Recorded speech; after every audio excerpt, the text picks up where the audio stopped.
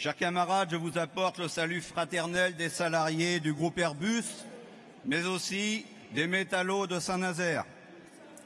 Mes camarades, le grand sujet de notre congrès, c'est de définir quel sera le positionnement de la Confédération FO dans un contexte de tensions multiples que nous traversons. Tensions sociales, tensions sociétales, tensions identitaires et j'en passe.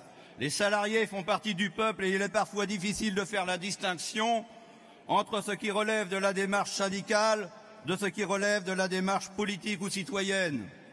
C'est historiquement cette différenciation qui nous distingue de certaines organisations syndicales. Pour ma part, la politique et les projets politiques relèvent des partis politiques et la satisfaction des revendications des salariés revient aux syndicats. Dans cette économie libérale mondialisée, la pression s'accroît considérablement en effet sur le monde du travail, c'est-à-dire sur les emplois, sur les conditions de travail, sur les salaires. La culture anglo-saxonne gagne du terrain dans nos entreprises, c'est un constat. À nous de résister sur le terrain sans attendre que les autres fassent le travail à notre place. Le système social à la française, basé sur la hiérarchie des normes, a permis pendant plusieurs décennies de préserver les intérêts des salariés. Depuis une trentaine d'années, le législateur s'est quelque peu substitué aux négociations de collectives dans le cadre des branches et des conventions collectives. À FO, historiquement, nous avons toujours défendu dans le cadre du droit social un équilibre entre le Code du travail, les accords nationaux de branche et les accords d'entreprise. C'est cela la politique sociale que mon organisation syndicale FO a toujours défendue.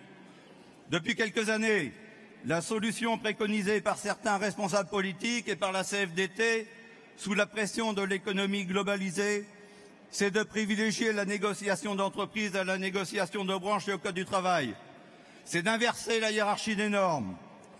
Macron, candidat à la présidence de la République, était clairement dans cette approche et nous avions le choix, dans le cadre des concertations préalables à la loi travail, soit d'avoir une posture dogmatique d'opposition, de principe, au risque de laisser le champ libre à ceux qui voulaient tout ouvrir au niveau de l'entreprise, soit de résister dans le cadre des concertations en nous positionnant comme interlocuteurs responsables, c'est-à-dire en faisant des propositions pour préserver au mieux notre hiérarchie des normes. Le résultat, c'est que grâce au bureau confédéral et à notre secrétaire général Jean-Claude, les positions fondamentales de FO ont été défendues, entendues et on a évité le pire, même si ça ne plaît pas à certains, ce que je considère sur l'aspect essentiel de la loi travail. Grâce à FO, l'accord de branche prime sur l'accord d'entreprise dans la majorité des domaines. Alors effectivement, il y a de la perte au feu, mais la vie syndicale, mes camarades, ne s'arrête pas à l'instauration des lois. C'est en nous implantant dans les entreprises que nous pourrons continuer avec eux à défendre l'intérêt des salariés. Mes camarades, dans les équipes FO du groupe Airbus, nous sommes largement majoritaires à considérer que la Confédération a bien fait son travail dans ces concertations. Nous avions besoin de montrer aux salariés non cadres et plus encore aux cadres d'Airbus que FO est un syndicat de construction, de négociation et pas seulement un syndicat de contestation qui attend la prochaine révolution. Je considère que l'outil de la grève doit être défendu bec et ongle, car il en va de l'indépendance et de la survie du monde syndical libre. Par contre, je considère aussi que la grève que l'on utilise, quand on l'utilise, c'est pour rechercher un compromis ou un accord. La grève est un levier, pas une finalité. Trouver de bons compromis, ce n'est pas facile dans le contexte actuel où la baisse des coûts du travail est devenue la politique constante des dirigeants. Pour autant, ne lâchons pas la proie pour l'ombre. Si Berger, le secrétaire général de la CFDT, a fait la gueule après les concertations, ce n'est pas parce qu'il était mécontent de l'évolution des droits sociaux, mais c'est parce qu'il n'a pas retrouvé les ingrédients de son idéologie cogestionnaire et de sa ligne directrice, portée entre autres par des groupes de pensée comme Terra Nova. Rien que pour cela, je dis bravo à la Confédération et à notre secrétaire général. Mes camarades, quand il y a le feu dans la maison, on commence par sauver ce qui est vital. Le reste, On s'en démerdera sur le terrain. Moi, je fais confiance aux salariés et aux militants FO pour trouver des solutions adaptées au nouveau contexte des comités socio-économiques. Par ailleurs, j'entends que certains prônent la convergence des luttes. Tu penses à conclure? Ça y est, je termine sur ce sujet.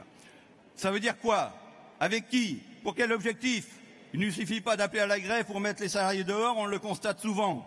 Et puis, la convergence des luttes, si c'est voir des drapeaux au milieu des hadiths de Notre-Dame-des-Landes, c'est pas mon truc. Désolé. Camarades, dans la tempête, essayons de tenir la barre pour ne pas nous égarer. Continuons de nous battre avec nos armes. Établissons le rapport de force partout, dans les entreprises, mais ne basculons pas dans la facilité ou dans la politisation de notre engagement. Merci Jean-Claude d'avoir valorisé l'image des faux pendant toutes ces années. Mon syndicat des métaux de Saint-Nazaire votera pour le rapport moral. Vive le syndicalisme libre et indépendant. Vive la Fédération des métaux. Vive la Confédération FO.